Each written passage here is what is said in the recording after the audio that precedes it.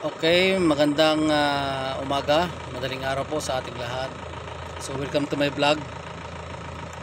So atin naman pong bibisitahin yung matanda na nagbabantay dito sa Kable, yung Minakawan. So tingnan natin kung anong kalagayan niya. So wala akong pagkain ibibigay, so tubig ang ibibigay natin. Meron akong tubig dito, so kailangan ko na bigyan siguro ko tubig na wala kasi akong nakuha pagkain dun sa kwan eh. Actually binibigyan ko naman yan,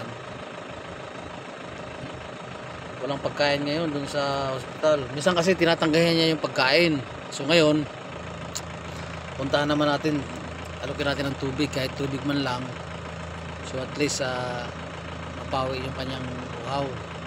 Siguro ko naman kumain na to. Tara guys, puntahan natin mga kamusang.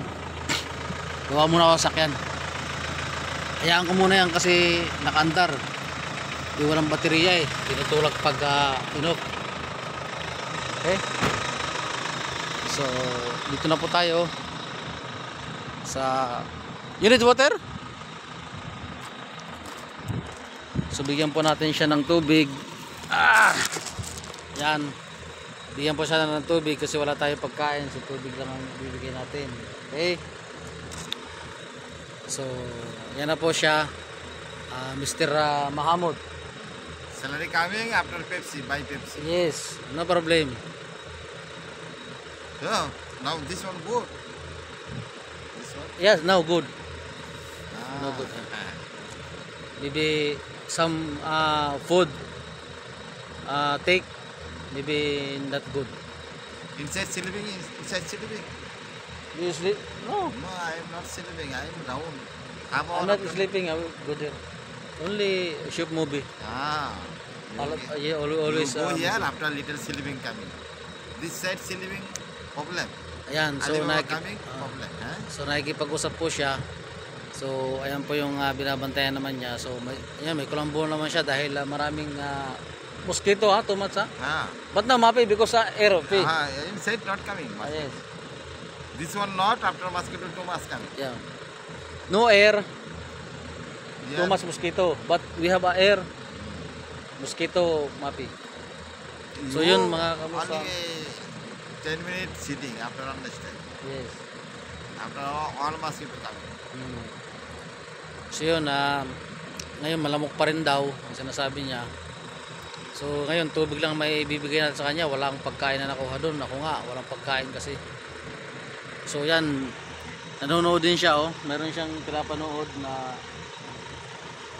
siguro ko Bangladesh movie din yan. So yan,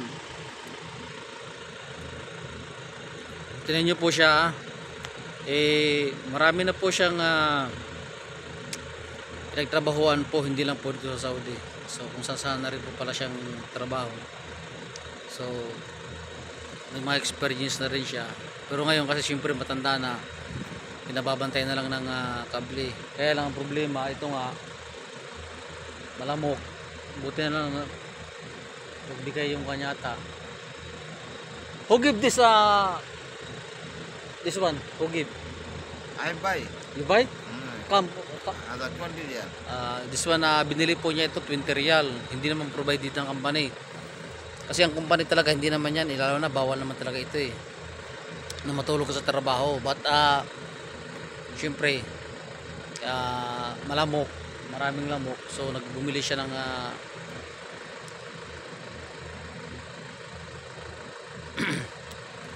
mosquito, ang kulambo, yung kanya. So 20 riyal daw ang bili niya. So sa atin mga 200 na mahigit,